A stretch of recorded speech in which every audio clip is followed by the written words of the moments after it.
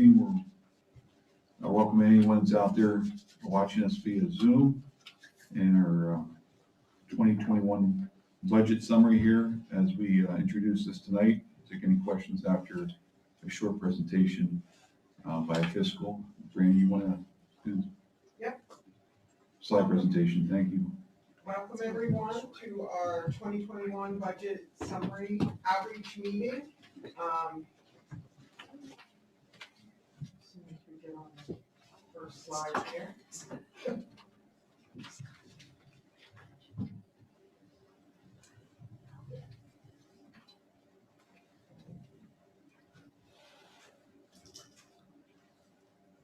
The slide should mirror your handout, so if you don't have one, they're in the back there if you'd like to follow along. They're also on our website for anybody that's phoning in via Zoom from home. Also, if you are at home or in the audience and you have questions, if you would please hold them till the end of the presentation, we'd appreciate that. So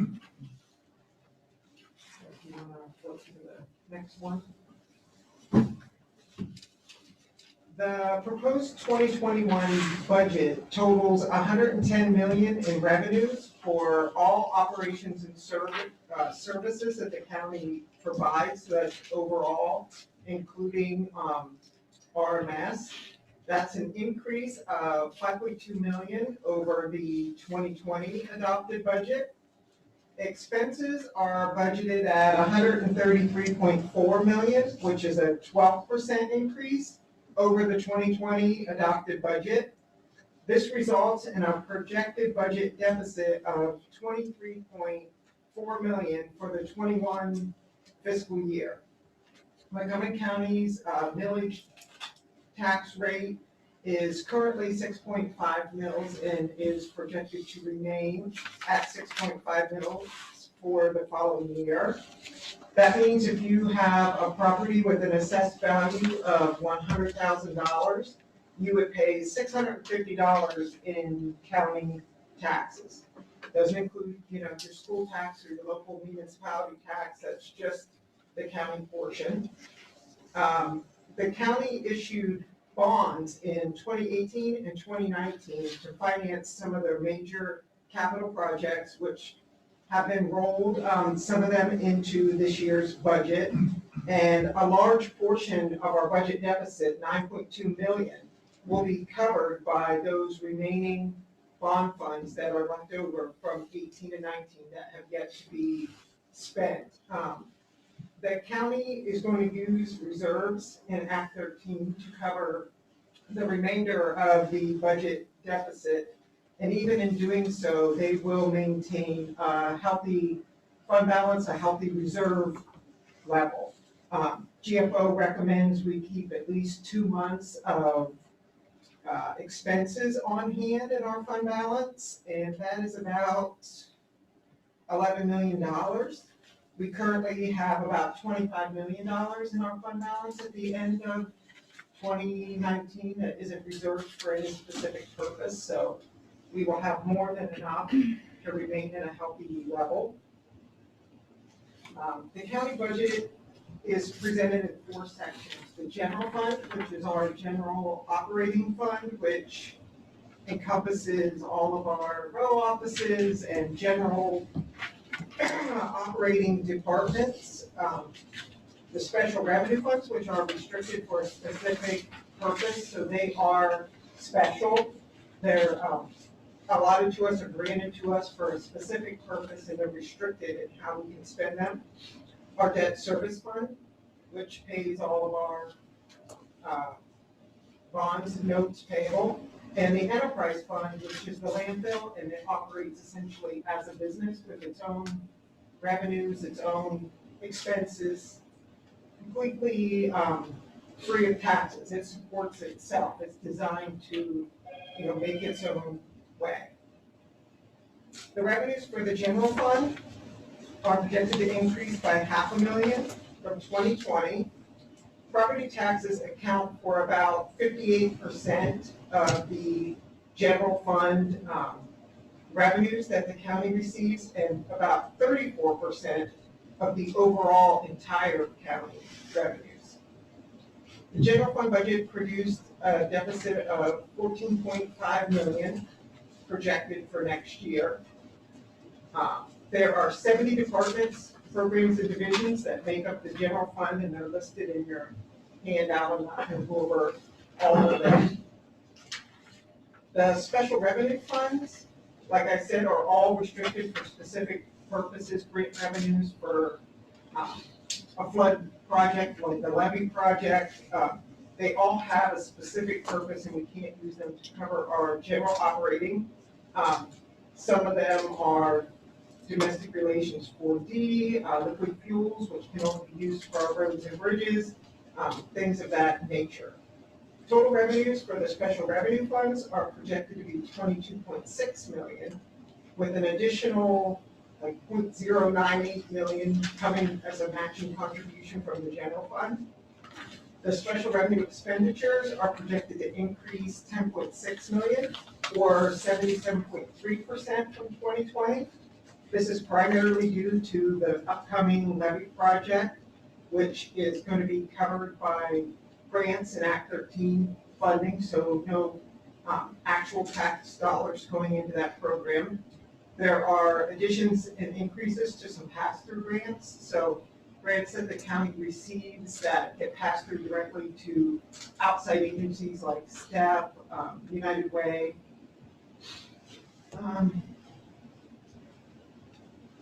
And increased reimbursements to the general fund from Act 13 to cover some major capital projects this year. The debt service fund, like I said, is primarily just to cover our bond and note payments. The fund or the expenses are expected to decrease 102,000 in this area, mainly due to refinancing and paying down of some debt. The county's only enterprise fund, which is used to account for operations that are financed and operated in a manner similar to a private business enterprise, where the intent of the county is that the cost of providing goods and services to the public would be financed and covered primarily through user charges, is RMS, the landfill. They have 15 departments or divisions within the landfill itself, and they're listed there for your information. Their revenues are projected to decrease slightly by about $41,000. The projected contribution to the county's general fund, the host fee that we charge the landfill, is expected to increase slightly by about $19,000 for next year.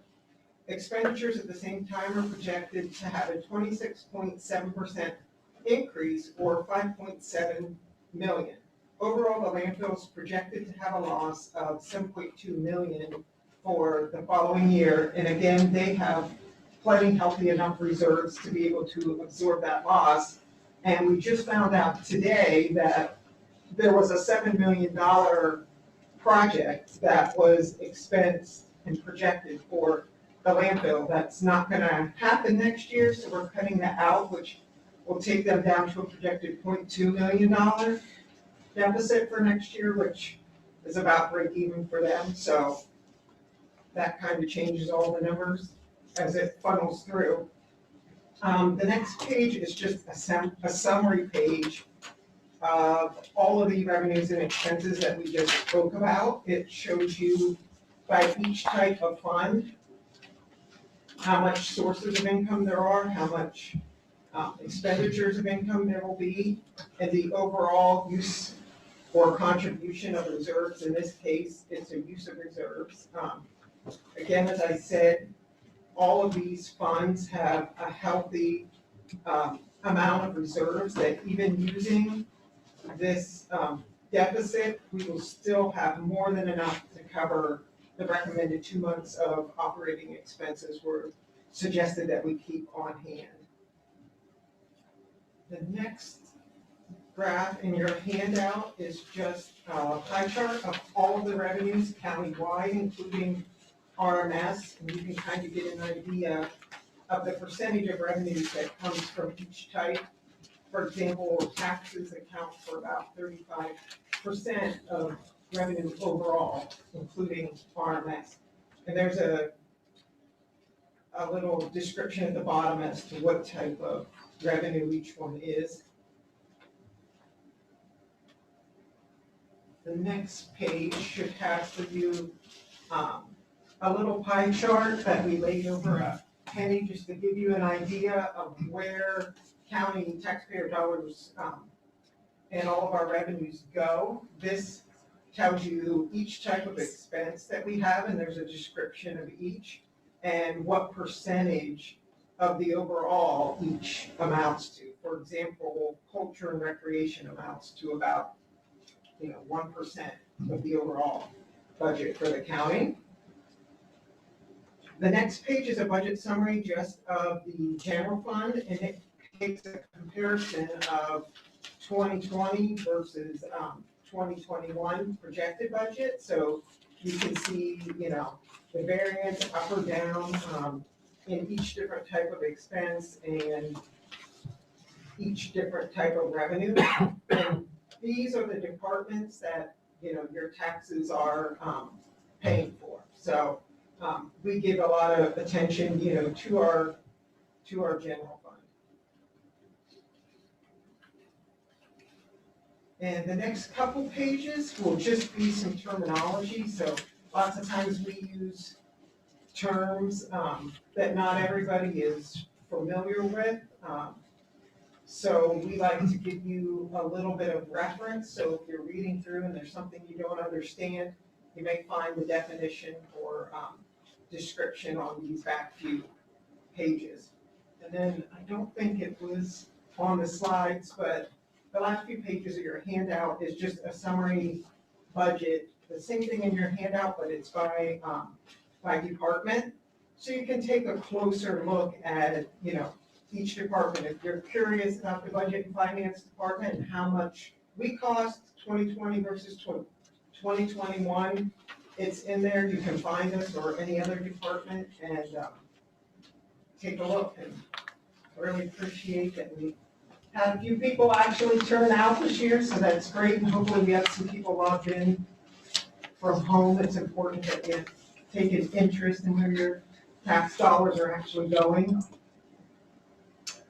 Thank you, Brady. First, I want to talk about your tax dollar and how your tax dollar is broken down across the county. You pay your county tax, you pay your local municipal tax, and you pay your school tax. If you take your tax dollar, out of the three, the county is the lowest. You pay about 21 cents on the dollar for your county taxes. And you probably utilize the county services more than anything else in the county. Your municipal tax, which is where you live, the borough, township, the city, is roughly 23 to 25 cents on the dollar.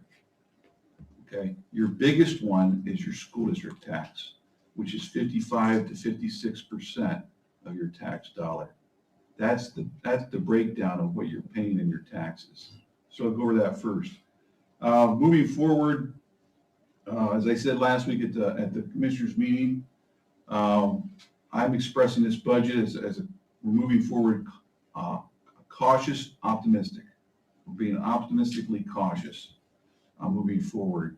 And if you look at what's gone on in the process over the year, we reduced our budget process. We used to have a 6-week budget process where we had department heads meeting over the summers into the fall. And that process was too drawn out. A lot of the department heads were on vacation during that time. So we condensed it into 3 weeks. It was much more of a crunch, but we were able to come together, and I think that was more effective in the long run. We began this process, you mentioned our fund balance. We were about $270,000 in the hole, but due to the director McDermott's efforts in engaging the department heads, we went back and looked to where the revenues were, what hadn't been expensed during this period of the year, and our fund balance is currently at $19 million. Now we're utilizing about $5 million more of that through the rest of the year. So we'll be going into next year with a fund balance of roughly $14 million. And why that's important, as Brandy mentioned here, is we have to have at least 2 months' bills, which would be about what you say, about 11 million. About 11 or 12 million, it depends. So we're above that, which is good moving into the next year. We'd be even above that. You mentioned the fact of the project over at RMS. We are currently right now in the process of speaking to 2 developers to sell the land across from the landfill. And there's a lot of dirt over there, a lot of topsoil, which we utilize at the landfill. If we have to move that dirt within the next year, it's going to cost us $7 million to move that dirt across the street. However, one of the developers, we're probably looking at a year out, so we can push that back regarding that process. The other developer looks like it's going to be going through in the near future. We're hoping to have that done in the near future, which would bring jobs and revenue to the area. But that's the explanation of that $7 million that would have been in the budget moving forward to move. Director, how much dirt were we talking about moving? 1.5 million cubic yards. Which is an enormous amount in a very short period of time. So we would have to have contracted that out to have that done.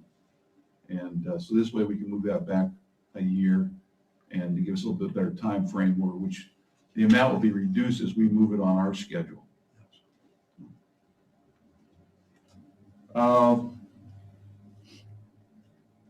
The county's going to be moving forward with quarterly reports, which will be very beneficial to the next year. So that way we'll be able to track the monies more efficiently, and that when we sit down at budget time, we'll know exactly where we're at going forward, moving into the next season. The debt service, you mentioned the debt service, it was lowered by $102,000 due to bond refunding and a lower interest rate, which is very important. Our revenues increased $658,000, where our expenditures decreased $1.2 million.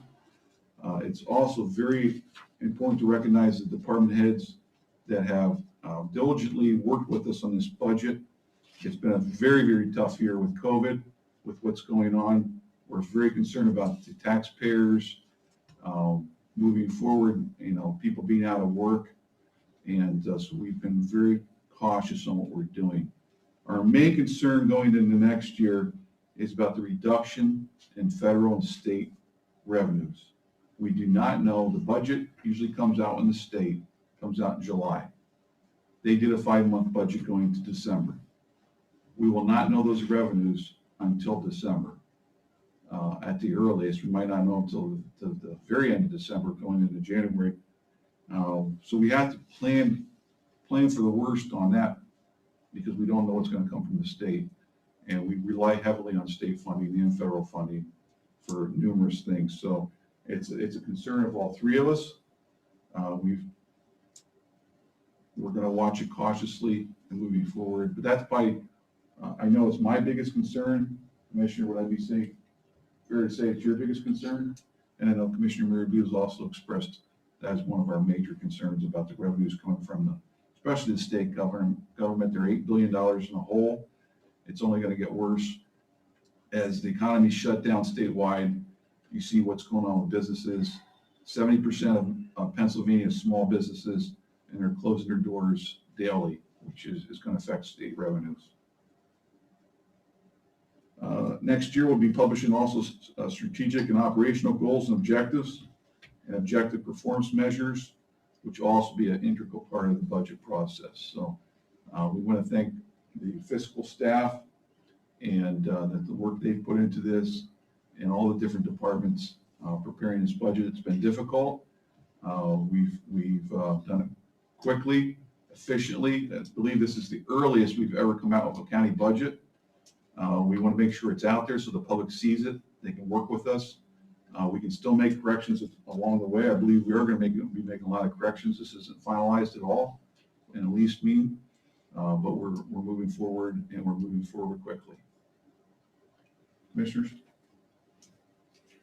Go ahead, Commissioner Marabou. Brandy, let's look a little bit at the tax increases that have happened. The last tax increase was in 2017, effective 2018, and that was $0.75 mil.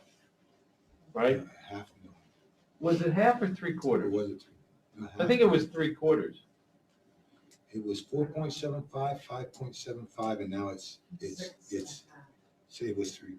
It was 3/4, right, that's Six what I and a thought. half, right. In 2014, there was a tax increase that was effective in 2015 that was 1 mil. Now, the 1 mil raises about 5.2 million, 5.5 million, okay. And the 3/4 mil, I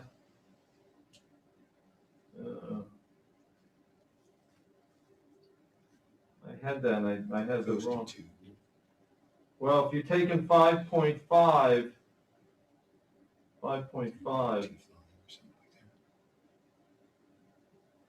times 0.75, it raises about 4,125,000. So this is what is, altogether, if you add the two of them together, it's $9,625,000.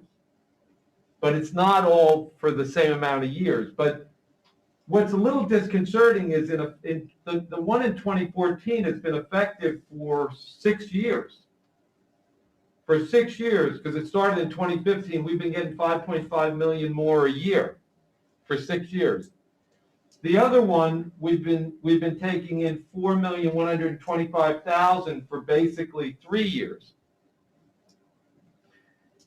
So, and I mean, the good news is that the budget deficit this year, when you take the 23.4 million and you back out the 9.2 in the bond funds, you're left with 14.2, and then you back out another 7 million that you announced tonight. That's not going to happen. That's the overall deficit. It brings the overall deficit down to 7.2 million, right? Yeah. And that's what I would call a true deficit.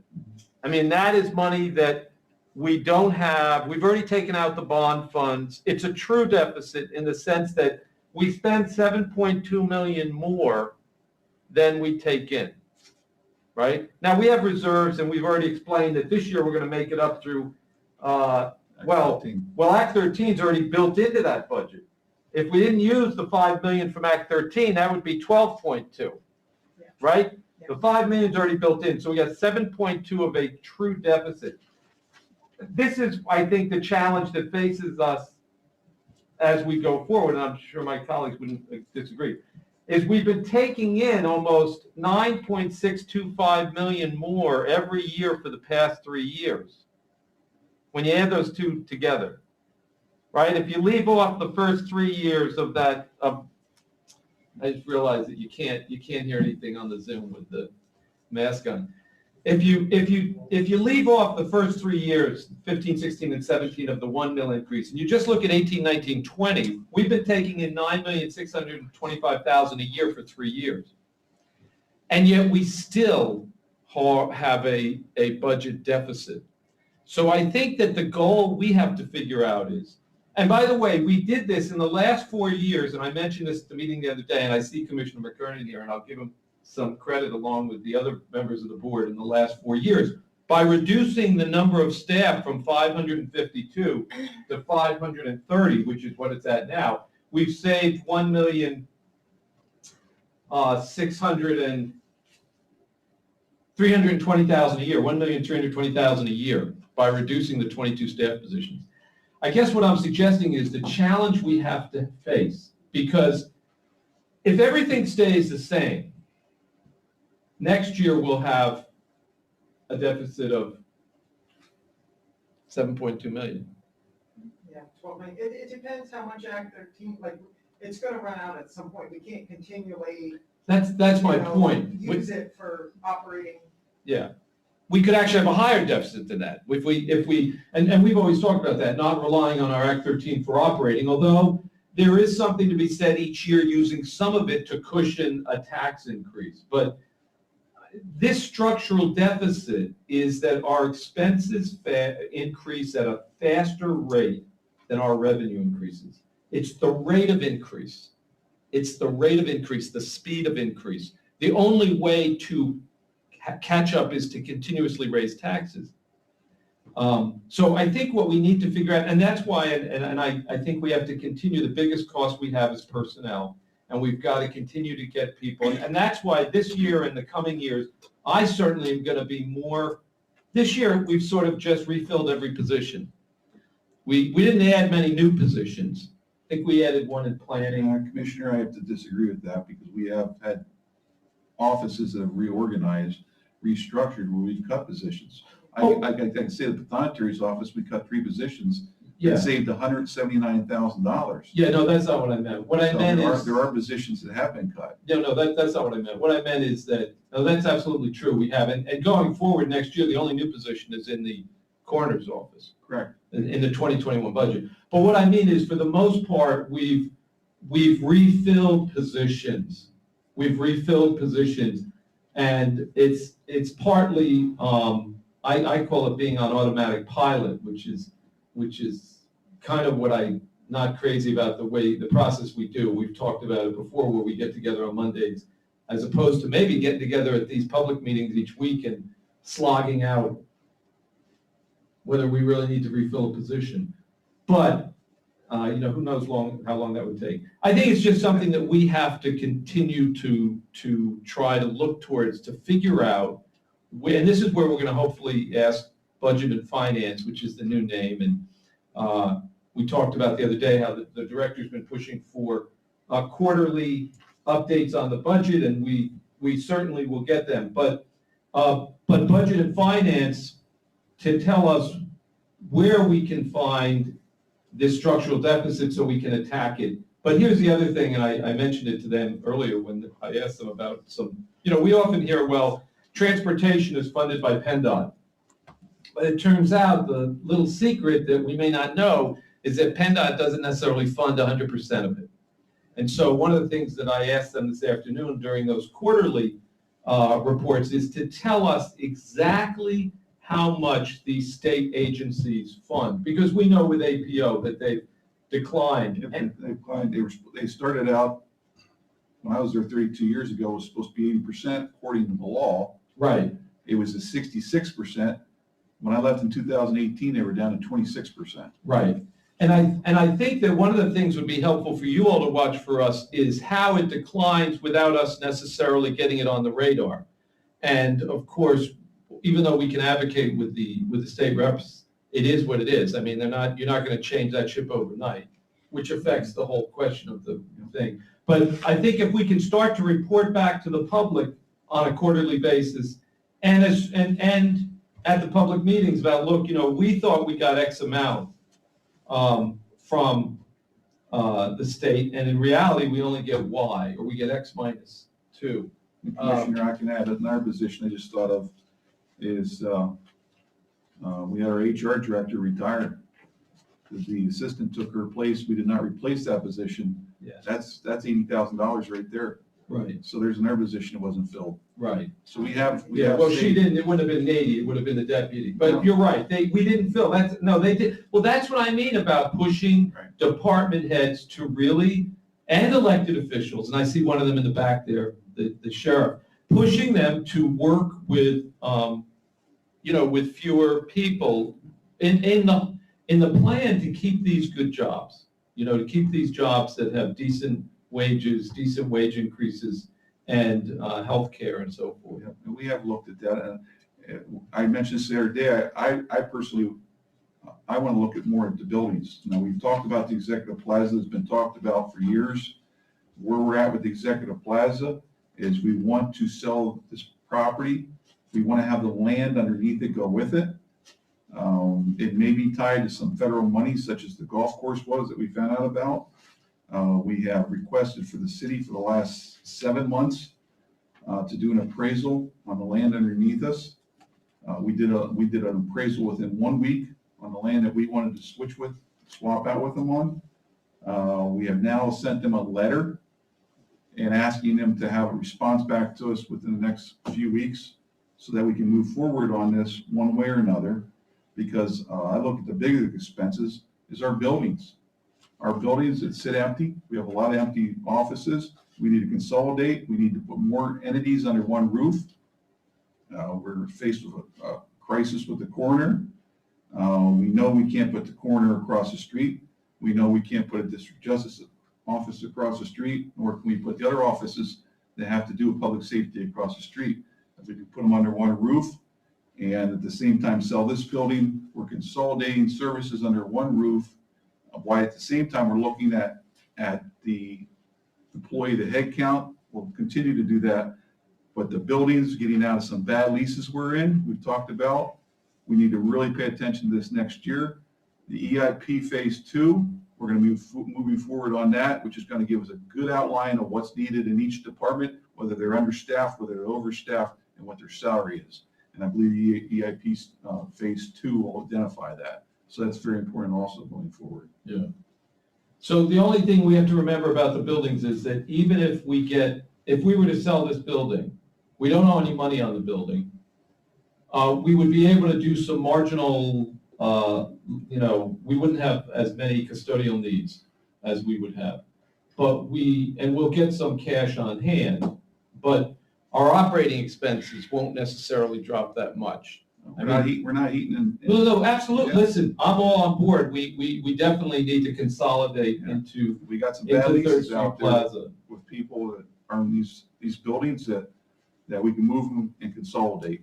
We'll Yeah. save a lot of money that way. Yeah. Commissioner?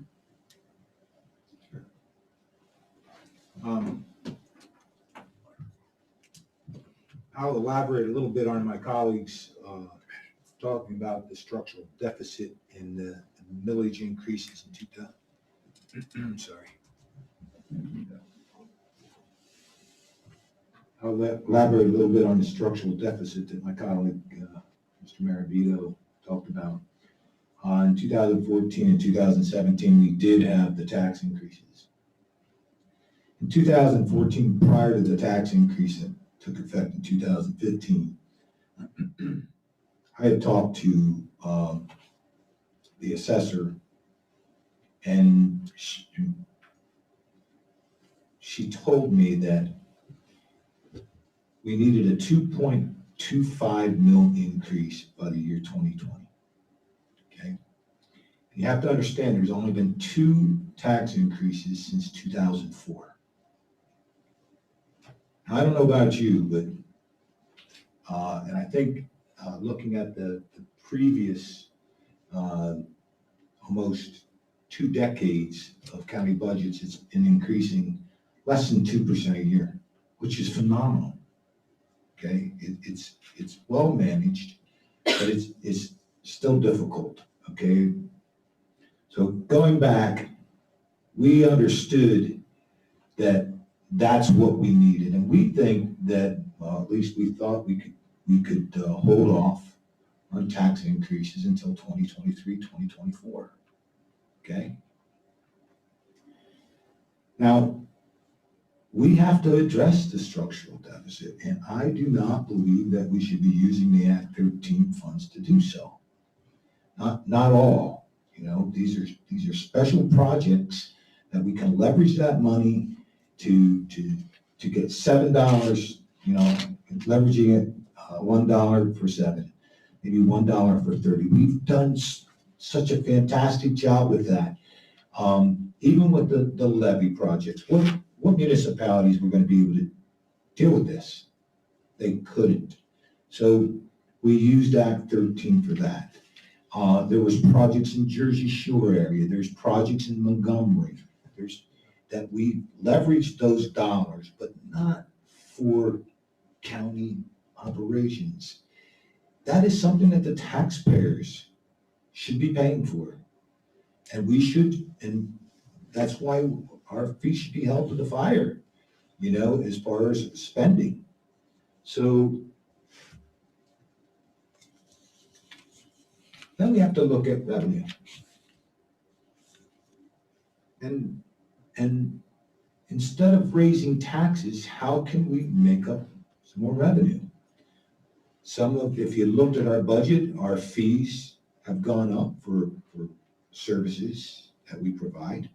I was surprised, at least, unless I saw it wrong. Is that about charges for services, about 18%? That's just a significant amount of money, okay, that we're charged additional for services.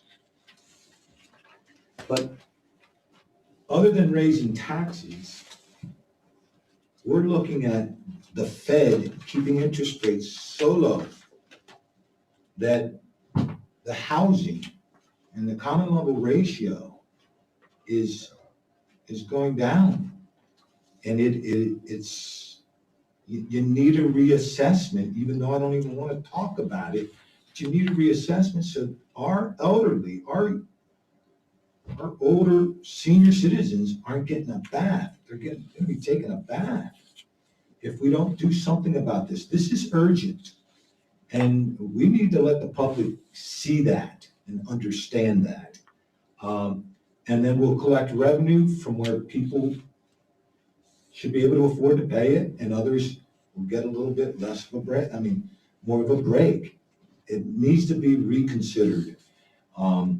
Maybe not this year, but hopefully within the next year or two. Buildings, selling asset, like Commissioner Metzger said. We need to sell our excess property. We have plenty of it. I don't want to buy anything more until we sell something. And then it comes down to other revenue sources. And one, I'm gonna try to give you an illustration. One is the impact fee. And if you looked at the mics, okay, hold your mic up. You have 1, 2, 3, 4 here. We'll keep that off. When our legislators enacted Act 13, the impact fee, they were told that you would get X amount of dollars per spud well, and it would be about a 1,500 horizontal foot, and then there would be another. And if you looked at it, each well would net about $210,000 over the 15-year period. Okay, it was front-loaded. I think it was like 40, don't quote me, something like 45,000 the first year, 30 the second year, and it went down to, after the 5th year, it's $10,000 for the remaining 10 years. So you had 15 years of collections. Okay.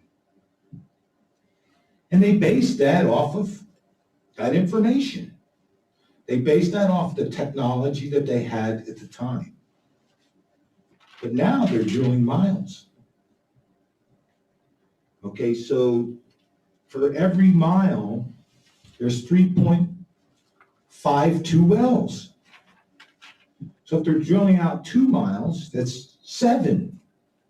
If they're drilling out 3, it's 10 point something. In other words, we're getting robbed. Okay, so there's that many wells out there, and I know they're going at least a mile. So even if it's just 2.5, do you see the revenue that our communities are not getting? And I had a serious conversation maybe 2 years ago with our legislators to tell them to look at, and I know Commissioner Marabito is an advocate of a severance pay. It's very difficult to swallow, but we need to do something because this can help alleviate some of the burden. Now, I'm not saying do it now because they're taking a bath themselves under price. Okay, I don't know what it was. It's probably under 3. And they still have to make money. I get it. But we're running out of time. And I think the legislature needs to address this because they're going to be looking for revenue. And they need to consider that as helping counties anyway. Can I point something out? If you look at page 1, and Brandy, correct me if I'm wrong on this. In the very opening two sentences, revenue is increasing 5% over the previous year. Expenses are increasing 12%. That's a structural deficit. Our rate of increase of our expenses is faster than the rate of increases of our revenue. And the question is, when you look at what the cost of living has gone up, the challenge we have is to find out why our expenses increasing. When I read that, I was kind of a little like shocked. Yeah. I mean, in my own business, if expenses went up 12%, now projects are something that we have to make the public aware of. That's the key part. Right, A lot of these expenses are big projects. The radio project, right, 911. right. This dirt project where we'd have to move the dirt Right. in order to bring jobs to the county. Right, I and the mean, those are big- HVAC yes. across, Yes. the dirt is gone for this year, so Right. the dirt's, So but these are huge projects that are driving those expenses. yeah. And I think that I'm correct, that even once the big projects are gone, and this is what budget and finance can really do, is take out all the big projects, or project out for the next 2 or 3 years, the big projects, take that out and then look at what the increase will be of operations over. That's, we have to just really, our challenge, I think, as commissioners, is to try to dig in and the next couple of years and figure out, but understanding what I said the other day, which is that this is an ocean liner, not a speedboat, that we have to really move on this like immediately, because it will take a couple of years to do it. We saw it with 4 years of the last administration that we were able to, and I'm not saying you guys didn't cut before, because you did. In fact, some of the cuts got employees very upset because you changed wage increases that were going at a rate of 6% a year, right? 4.5% a year, and we took it down to something more reasonable, which was 2.5, when the cost of living increase was even less than that. So we have to try to get, but just so the public understands, we're not oblivious to this, because someone might pick this up and say 12%, what the heck's going on? There are lots of huge projects that were driving that. Right.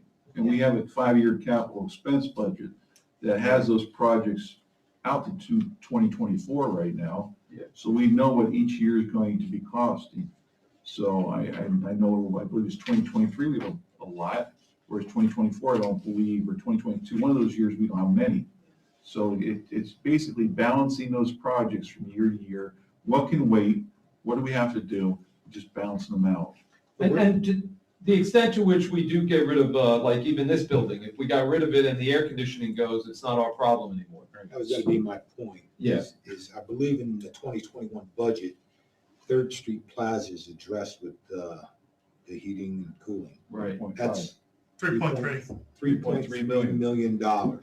That will not be in future budgets. Right. Okay, and there's a number of those expenses that we're realizing this year that will not be in the future budget. So it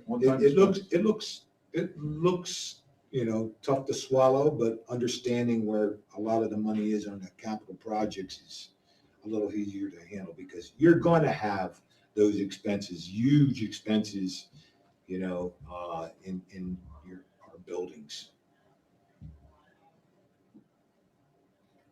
Can we open it up for questions. public, and then maybe we can get some feedback? There's nobody. Do we have anybody on? No. Okay. Any questions from the audience? Please step over here, John, so we can hear you. And for the audience, I guess there is nobody to Zoom, but in case somebody does tune in. Okay, first of all, we're talking about fund balance. I know when I was on the school board, the state set a minimum and a maximum for fund balance. You stated that you have to have 2-month fund balance, which amounts to $11 million. Now, does the state put a cap on that? No, it isn't required by this. It isn't required, John, by the state, but good principles of the government GFOA, the Government Finance Association of America, Government GF. Finance. Finance Officers Association. Yeah, it's The the best Government practice, Finance the best Office. practice. The best practice is to have 2 months. So unlike the school districts that are obligated, we're, Yeah, we're, okay. but we do it. We've always done it, and we continue to do it. One of the Best big, practices.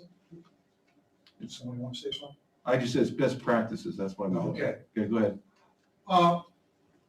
One of the big things that drives, that starts everybody, budgets out in the hole every year, before you even start out, just like the school board, this wages, it ain't increasing wages. This is always every year, and I know with the Jersey Shore School District, probably must have about $500,000. How much of that 12% increase right now is driven by the increase in wages? 1.48%. It's $660,000. Okay, in other words, you're $500,000 in the hole every year, about 600,000 in the hole every year before you start out. Well, more than that, because it's Okay, well, I'm 600. talking wages. Yeah. Wages, 600, the 2.5% wage increase that the employees are getting this year is gonna cost Well, it's 660,000. 1.5 and then it's 1. Right, but the overwhelming majority of them end up getting. Well, two it's and a not half. a total of 2.5% either, No, it because isn't. a lot of people are maxed out. Right, So it turns out to be a net of 1. And what we have here, John, is we have unions that are built into that where other employees aren't. This is my next question, Yes. okay? How many people from the county are under union contracts? I think we figured out it's about 40% of the employees are covered. Okay, in the those, less. those. Less than that, maybe 30, You're hunting 35. you're hunting for places to save money.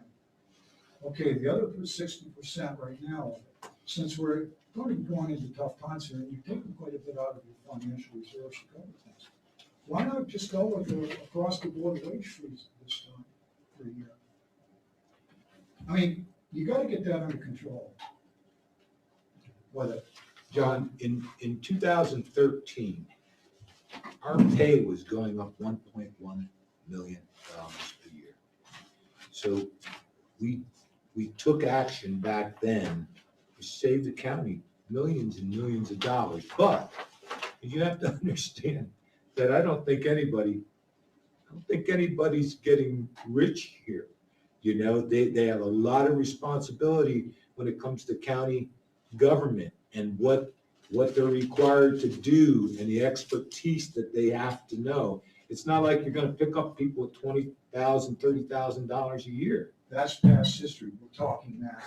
Well, I am talking Budget now. Okay? With medical benefits and what the county is paying for wages is certainly better than what a lot of the average people out there are working now. To ask for 1 year wage freeze across the board for 1 year certainly does not hurt anybody at this point. I agree. So, you're also talking about excess real estate. I do feel sorry for Commissioner Metzger and Marabito, because back when Third Street Plaza was purchased, it was $13 million. This should have never happened in the first place. And if you think you're going to sell this building with all the vacant offices and everything else, if you just walk up Pine Street, what makes you think you're going to be able to sell this? There So that's what they're doing. are people interested in this building. Well, seeing is believing, because there's a lot of other places in that are sitting vacant. You know, We're just trying to maximize our dollars to make sure the land's underneath it. I understand that, but still, okay? And just so people don't get the idea that I was a commissioner that bought that building, because I was not. Well, I don't spoke out of turn, but it still should have been done. It was bought under one county commissioner, now sits over across the street, I believe. But No, anyways, that's not accurate either. okay, It's all right, I'm that's mistaken. okay, doesn't matter. But the other thing, it's being overlooked. It's going to have a great impact on this area, financially wise, in taxes, decrease in revenue coming in. There's 400 some jobs we just lost in this area. And we're not going to be even sure whether we have airport service in here at all, because right now it doesn't even look like maybe till December or better. But, and I asked, how much, what's financial financial outlook for the golf course this year, how have they done? They've been a big, how much? The golf course is holding their own. They're holding their own. And the fact that they've had tournaments canceled, they actually, COVID's kind of been a blessing in disguise for them because more people have taken up the sport. A lot of people have come back to that sport.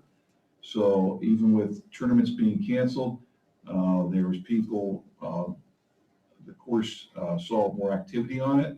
The weather was outstanding. Thank God we didn't have a rainy season. And so that they've pretty much held their own. I think that you'll be pleasantly surprised at the end of the year with some of the ideas that may be coming out about that. Back to your shop vac, there are people that are diligently working on that to try to make sure that building does not completely close. And at the same time, we're going to be hopefully announcing something in the near future, some more jobs in the area. So with that said, there are jobs in the area. He just had a job fair up at the Liberty Arena, and I was with the chamber the other day. It was amazing how many employers were there looking for workers. They're looking for laborers. The problem is right now they can't find skilled laborers. They can't find people that truly want to work because of the unemployment thing that was going on. People want to stay home, collect more unemployment than they do want to work. That's a fact. It's a fact across the state. And this has been a very frustrating part of the employers in our area that was reported that day. There's jobs out there. They want to hire people. They can't find the skilled laborers. This is a concern that Commissioner Mirabito has expressed for several years, having skilled laborers in our area to fulfill the jobs. I just wondered how many of those jobs are ones that will pay a decent hourly wage with benefits. Thank you. Thank you. And then I'd like to add that, and correct me if I'm wrong, our last meeting with Billy Casper Golf, they had about $220,000 in the bank. They also predicted about a $95 million. Yeah, I wish. You the lottery? About a $95,000 profit. So, and that's with the golf course being closed 6 Yeah, weeks. 6 weeks. And then having restrictions. So the COVID was probably a blessing for the golf industry. And we hope that it will continue in 2021 with good weather, okay? That's a key. But, that's just a headache that we didn't have to deal with this year. In other words, they still can afford to pay you $37,000 of their share for a sign over there, and I'll leave it at that. Yes. No, but just so you know, that sign ended up coming out of, Legacy. did it come out of Legacy or the bond? Legacy. Oh, it came out of Legacy. I'm pretty sure. Yeah, it came out of Okay. Legacy. Okay. Yeah, and it's split with the college. I realize. Yeah. I want to address a couple things. Mr. Shireman raises an interesting question about the wage freeze and whether this year it's realistic to do that. I don't think so. I'll be honest, because I think people's expectation is. But I think that you raise a bigger question, and I don't know whether the answer is in the future to have a wage freeze, but here's what I think we do have to do. This year, at the beginning of the budget process, we got $763,000 in requests for new positions from department heads and elected officials. Now, if we had gone through and enacted everything that was requested, we would have had 763 on top of the 660,000 that it cost to give the normal wage increase. We have to have a conversation about people's expectations to be continuing to increase the number of people who work. I mean, we either have to have that conversation and have a change in expectation, or we have to have the public be ready to have tax increases every year. Because that is part of, now we pared that down. To the credit of the three of us, we said, no, except for one position for the coroner. Yeah. Because he hasn't had a new position in 10 years. And I understand, and with all due respect to my colleague, elected official in the rear, we can't simply, I know that there's safety concerns, but we are always going to have safety issues. And I don't want to, I'm not putting you on the spot, Sheriff, because you weren't the only one. But the public, I think, Now, here's what the public has to also come to grips with. The public either has to say, I'm willing to accept a change in the level of services I get, so that maybe when I go down to get my DOE license, I call ahead and I wait 2 days, and I'm just using that as an example. It's not even a good example.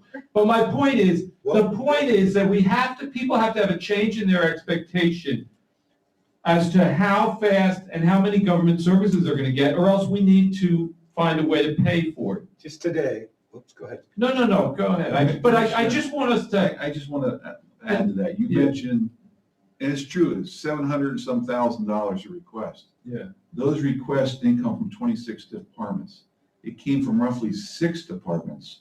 One has to do with a major public safety crisis at magistrates' offices, okay, which was additional personnel. Right. The other one was from the coroner's office, which has been ignored for 10 years. The other one is from our maintenance department, which needs additional help, and they're being asked way too much of what we're trying to get done because we're trying to save money. Okay, Okay, now the next one, this Well- gentleman over here, IT, I know. in his office, I get- so Yeah. to say, let's narrow Well, it down. let me tell you, it Just a was second. Commissioner's Office, Okay. County Facilities, Yeah. Voter Doesn't make it Services. Well, actually, I was talking, but Go ahead. Controller, Information Services, Sheriff, Coroner, District Attorney, APO, pre-release. Right. Those are, and I'm not, listen, my point isn't to beat up on anybody.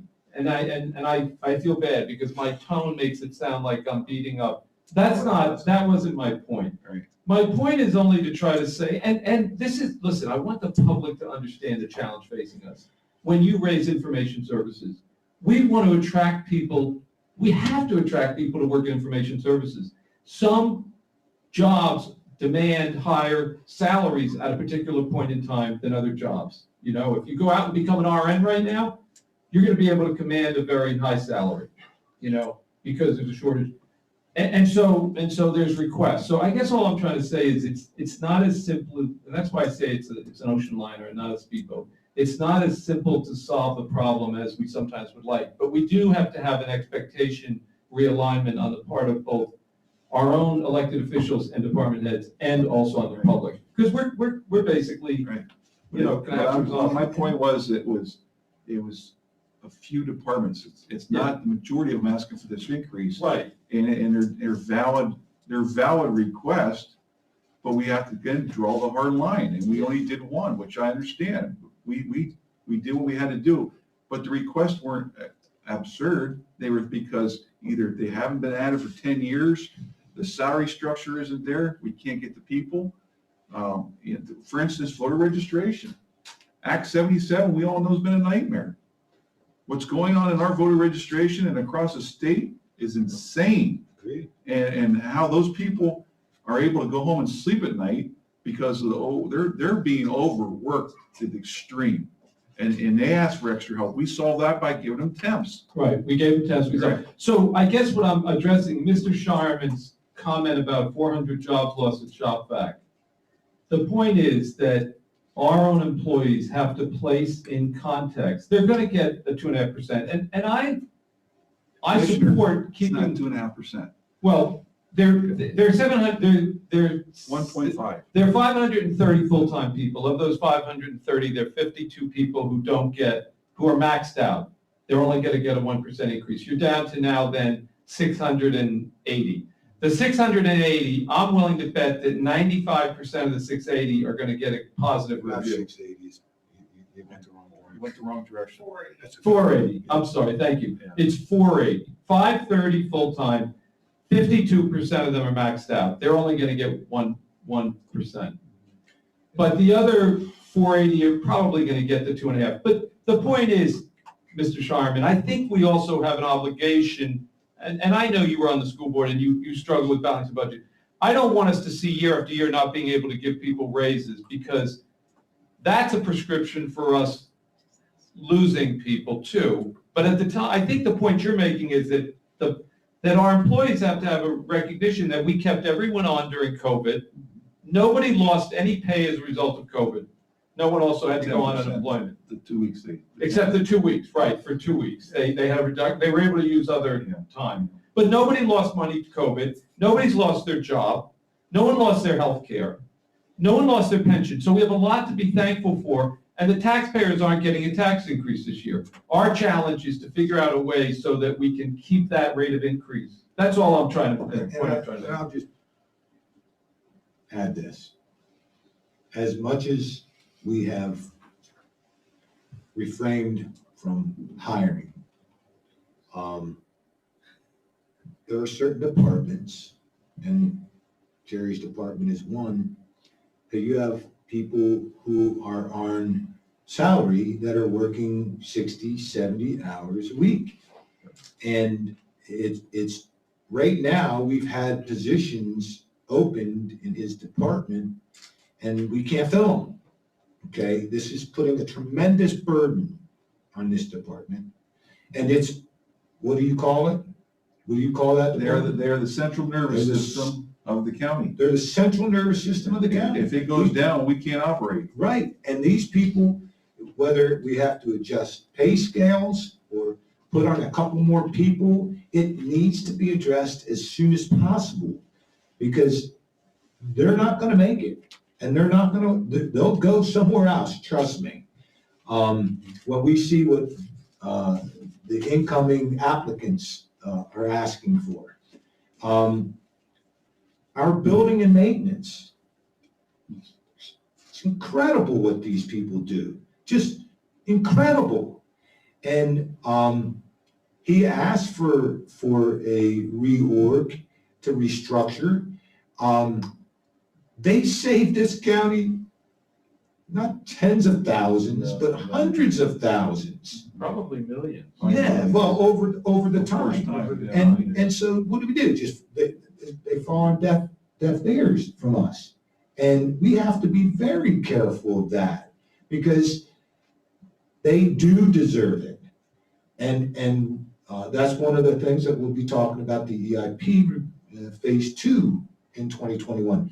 But there's some departments that need immediate attention, and we need to deal with this for certain. Now, today was enlightening. The pen bid, is that what it was? Pen bid. Yep. Okay, now here's where technology, if we search, or if some people will listen, can not only save time, but it can save on the stress, it can save on future employees, hiring. Okay, we're looking at this thing that's been out there for years, according to Maya, and we have one elected official that didn't want to deal with this. And here is just the most incredible thing I've seen in a long time. Yep. Okay, as far as bids Contract. and contracts, that's going to save a tremendous amount of time. And make it more efficient, not only for us, Do it all online. but for all the contractors Yep. that are involved. So I'm very excited about that, and I think that we're gonna see some savings because of that. But there's technologies out there that we just need to search more for.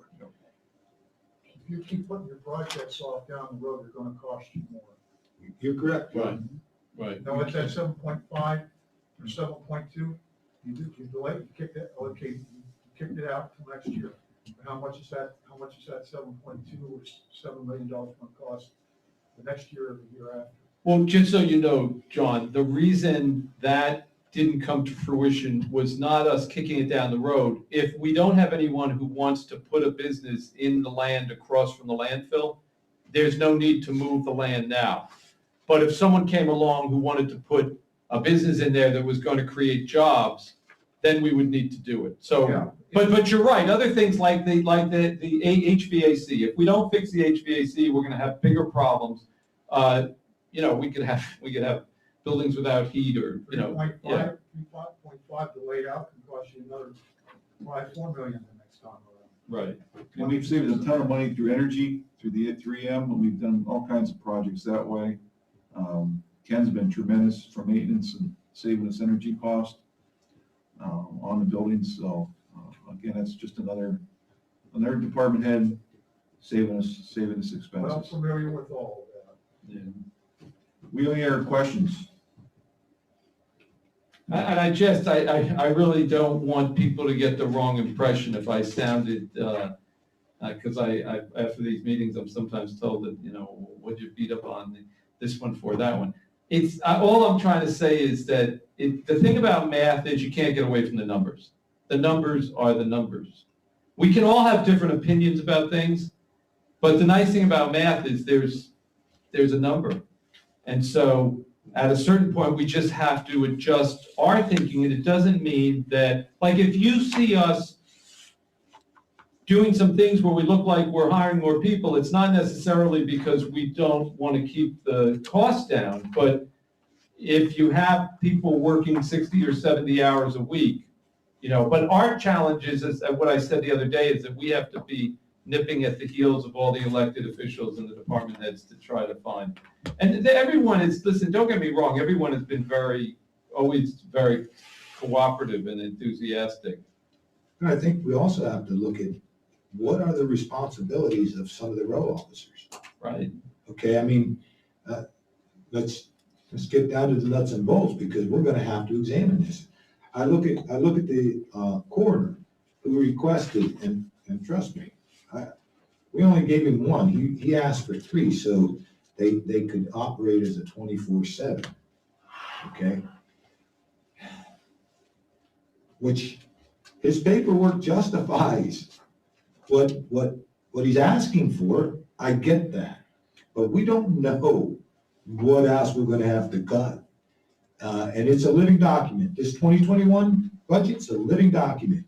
If the state says we're cutting 20%, then something's gonna have to happen, because there's not gonna be tax increase. All right? But you look, and I don't know what their responsibilities are. I look and say, survey the scene for the evidence of suspicious circumstances, drug paraphernalia, empty pill bottles, suicide notes, cell. I mean, this sounds like detective work. It is. Right, I mean, well, they're not detectives, they're the coroner. What's their responsibility? Their responsibilities. All right, so are they doing too much? Is the sheriff's department giving tickets out, moving violations? Is that their role? No. All right, we need to understand, what is our role? We need to keep county government as lean as possible. And those are the things that we're gonna have to pick up in the year 2021.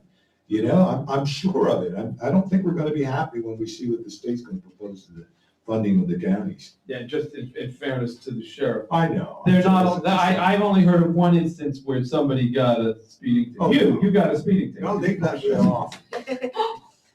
No.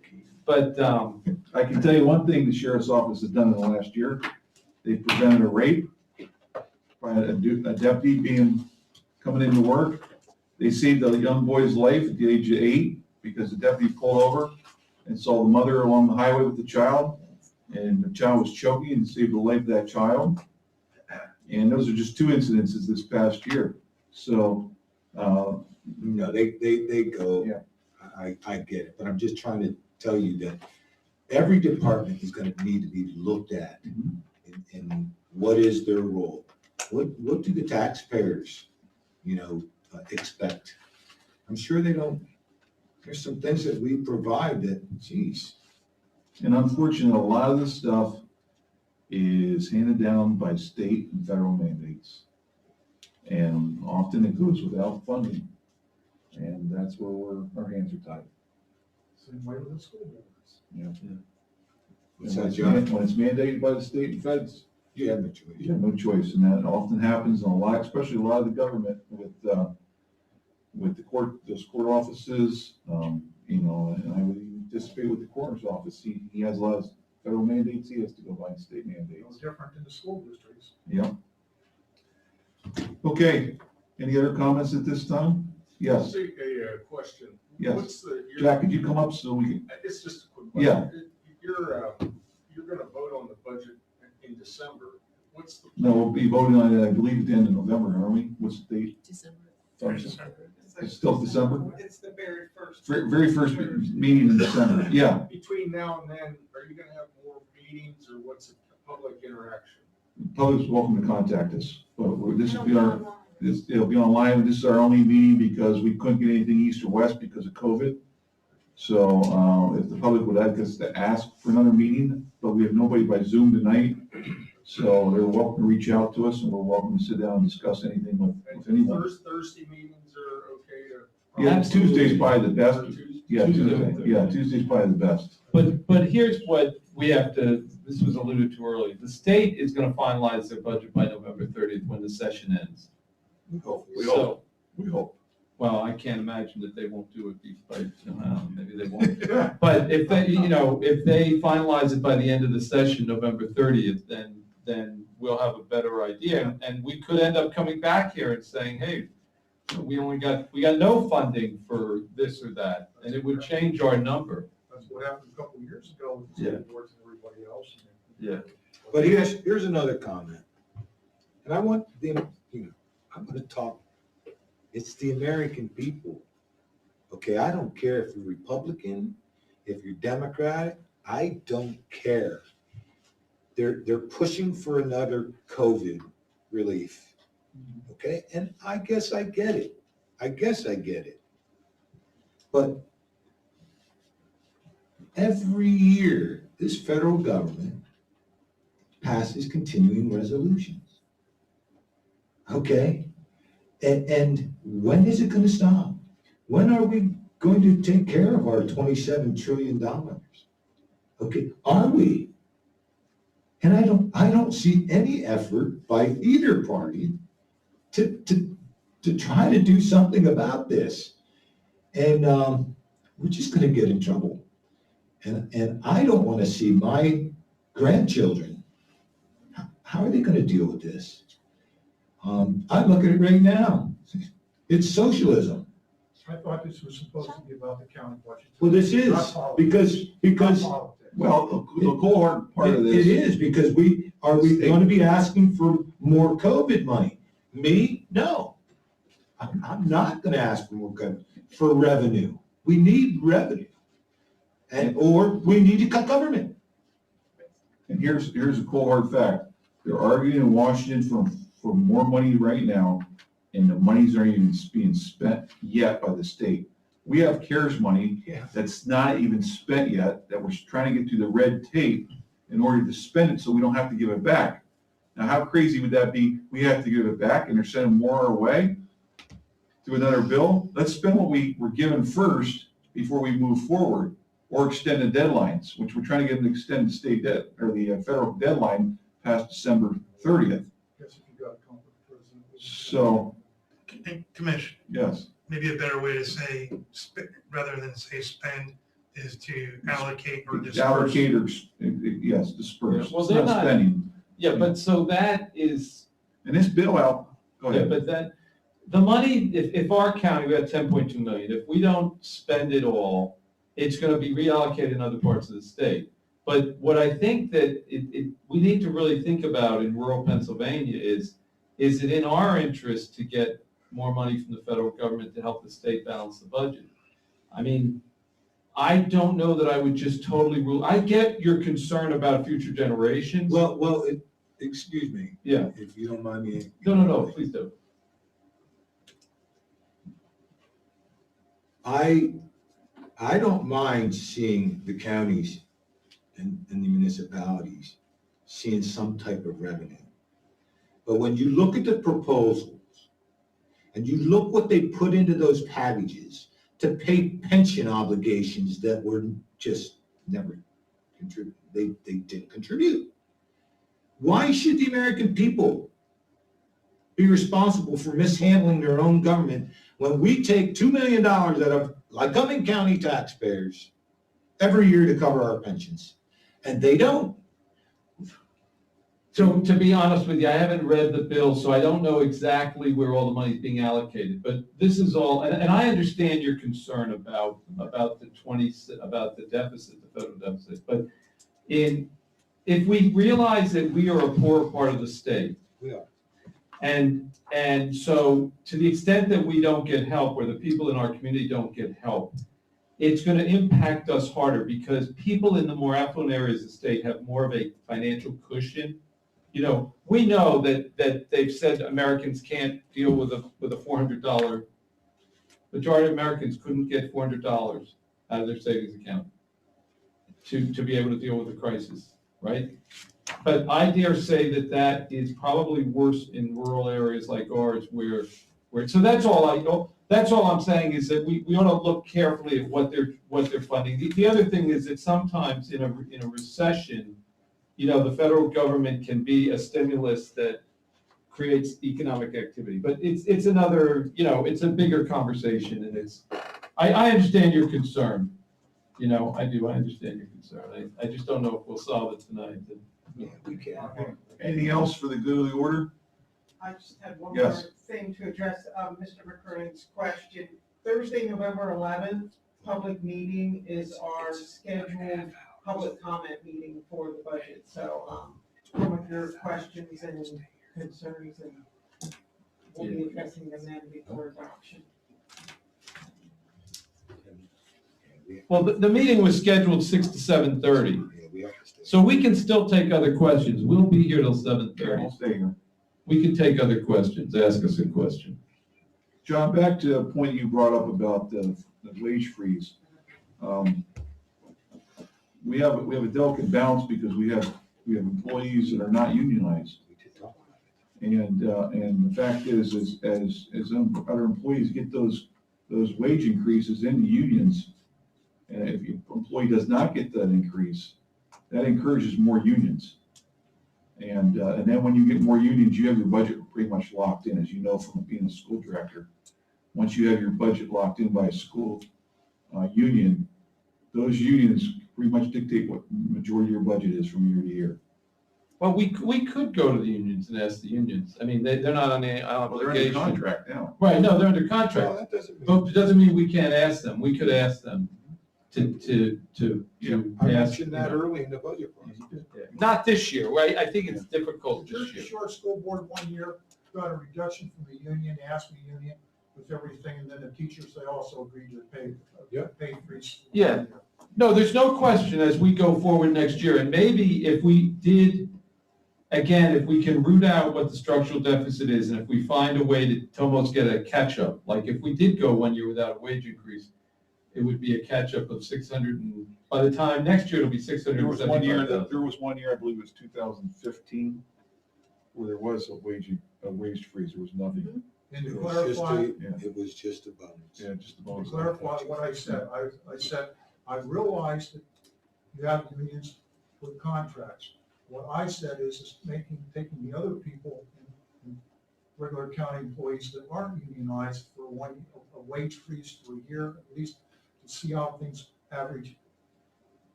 go. Because this county faces a lot of problems right now.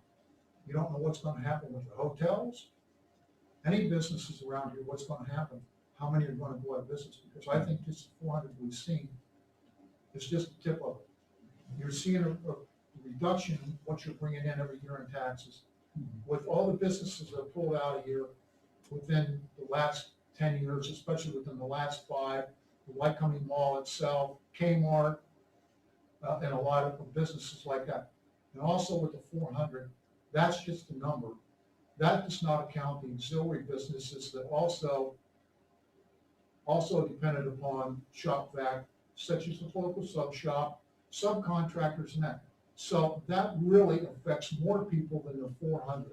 So it still costs you money, the reduction with it. And my question was before, and I've asked, okay, the Chamber of Commerce was very quick to come out and tell us how much of an economic impact, negative impact that canceling the Little League World Series would have.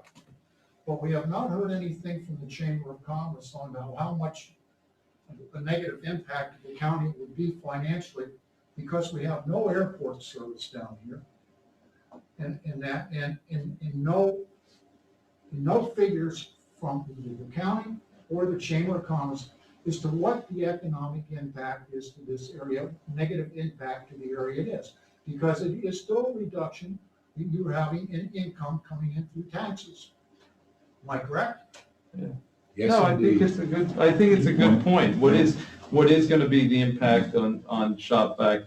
The only thing that we should keep in mind about the shop vac closing is that Yeah, it wasn't from COVID. COVID. And No, I didn't say it was. no, I know you didn't. I just want to, and I'm not even sure if it was from, well, listen, only what I've heard, it sounds more like it was an inside decision made by the owners of the company versus a decline in their, in what they could do. Maybe, or another way of phrasing it is maybe, it was more work for them to try to stay, above, financially above than to just close it. I don't know, John. I don't have any They insight. overexpanded themselves, and they put all their money in, instead of reinvesting it back in Lycoming County, they put it elsewhere. Well, Sheriff, we have 5 minutes left. Would you like to make any comment? No, I support the commissioners. Clearly, we talked about staffing. It's easier for me to sit in my seat than it is to sit as a commissioner. I've always said that. I've always supported you all. I come to these budget meetings specifically to support the commissioners if the need is to support you, because I know how hard you work, provide for the employees, provide benefits for the employees. I know how tough the decisions are. Some of us give, as you said, Commissioner Metzger, some of us give some very compelling staffing, and Commissioner Rubino and Commissioner Massera mentioned it. We give some we're pretty good at presenting our case, if you will. This year, the coroner obviously expressed his concern after I've been telling him for a very long time that he was woefully understaffed. I didn't want to answer the question about the coroner's office, but I was there for 15 years. Yeah, you worked there. And I was there full time. And when you talk about what we do is we take care of people. When I have a lady that's 52 years old and dies outside her bathtub on Thanksgiving Day, and people are coming in for Thanksgiving, and I spend from 6 in the morning until 7 at night, not only at the scene, at the hospital, at the funeral home, doing the toxicological stuff that we do, that's a long day for a deputy coroner. We don't just go and say, okay, as no pulse and he's done. It's extremely, and I've said this before, in my 3 years as a full-time chief deputy coroner for this county, I was paging on more calls than I was in 30 years of PD, and I was on call every day at PD. So I'm pleased to hear that you've been able to give some relief to the coroner's office. I understand the situation with the other staff positions, and we'll just continue to try to be creative and try to provide the support that we can provide. But I just want to say that I thank the commissioners on behalf of all their officers, because you do as much as you can do for us, and I'm very grateful, and I've really benefited with all the boards that I've worked with, and we're a team. We do well. The only comment I'll make, and Commissioner Mr. hit the nail on the head. We got to be grateful as property owners for 25 years of no tax increases. For 25 years, we had no tax increases. I didn't hear anybody complain about that. And we've had to have tax increases because of the dynamic of the workload. We don't talk about the workload. When you talk to your department heads and your elected officials, you hear the workload. I use a story, and Scott knows this. When he and I were young in the county system, we would know of one murder trial pending. I think I have 14 pending right now, and 2 are still on the lane. And how much does an average murder case cost the A county? non-capital case is $500,000. Yeah. A capital case could be anywhere from $500,000 to And we've had two in the last week and a half. So given the workload and given the work you do and given the benefit this county's seen in 30 years, we have to be very grateful. I don't think it's 25 though. No. No. I'm sorry, it was not about 19. Maybe it was- Well, 2004 to 2015. Well, but if you go back before 2004. Yeah. Okay, you go back before 2004, there might have been one increase. In my 30 years I owned a house. 8 years. I mean, There's another. But Sheriff, think about this. Person says, no, that murder doesn't affect me. Yes, it does. You might not know the victim, you might not know what goes on, That's right. but $500,000 affects everybody in this county. And I have to tell you, and John makes a good point, my son's a school teacher. But every damn year there's a tax increase. Every year you can bank on every district having a tax increase. That's the problem. The problem is in county government. We provide tremendous service. It's the fact that the school districts go unfettered and can increase, and there's nothing we can do. There's not a damn thing we can do. Harrisburg does nothing for tax reform, and we just can't seem to convince Harrisburg there needs to be tax reform.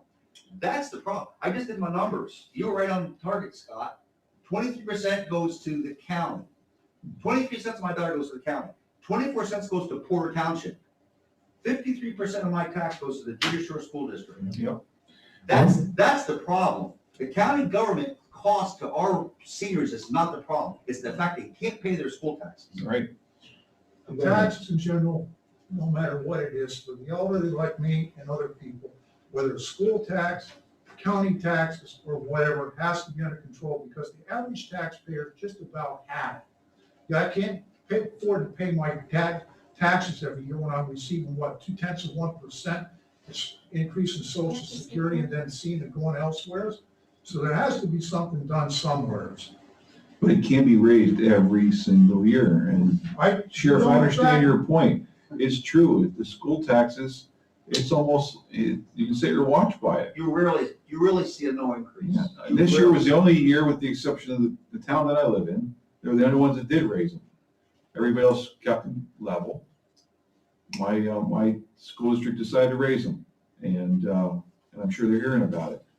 But you're right, every single year, and you can go back and you can go through each school district, and I understand it. Hey, they got challenges, they got a lot of problems, a lot of issues, and I get it.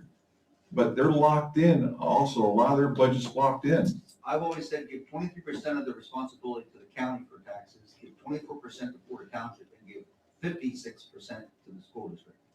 Proportionately, if we're gonna complain as taxpayers, proportionately complain with those percentages. And maybe it comes down to where each school district needs to put their budget online for their constituents to vote on that budget. Because let it up to those municipalities and say, okay, this is what we want this year in our school. If not, it doesn't go through. Instead of 9 people sitting up there, let the towns decide it and do their budget that way. They do that in New York State. But that was my point in the first place, the same with the schools and with the county, okay? You're starting out in the hole, at least $600,000 every year for wage increases, in the same way with the school district. You've got to call for it, you're gonna have automatically budget like with the Jersey Shore School District, about $500,000. You know you've got to come up with that every year. That's a steadily one expense that you're gonna have, because if it's 2.5%, then it's on top of that, then it's another 2.5% on the rate that was already raised from the year before for wages. I'd just like to close by saying that, you know, we live in a phenomenal region. We have great people. We'll get through it. There's no question about it. I'd also like to thank, you know, our budget and finance, you know, Randy, Show. They put a lot of work in it, and it was a little stressful this year to say. It'll be better next year. We'll have the quarterly reports. Especially Scott wanting the budget done in 3 weeks. You won't. I'm sure I've been cursed out more than once. No, we're not going backwards. We're going But, forwards. yeah, we appreciate what you've done, and, thanks for the good work. Thank you, everybody. And the commissioners meeting will be tomorrow at 10 a.m. Have a good No. evening. No, Or wait, there's no, next Tuesday. No, there's. No, there's There's Commissioner commissioner on Tuesday, nothing on Thursday. yeah, I said tomorrow. Yeah. Yeah. Okay. I think we thought it was Wednesday. No. It's Monday evening. Thank you for coming, Mr. Sharman and Thank Sheriff Lusk. Thank you both, along with Yes, former Commissioner McKernan and all the other We always hundreds of people in the appreciate your audience. input, John. Yeah, John, seriously, if you hadn't come, we would have actually had only one constituent. Okay. Are we still live here?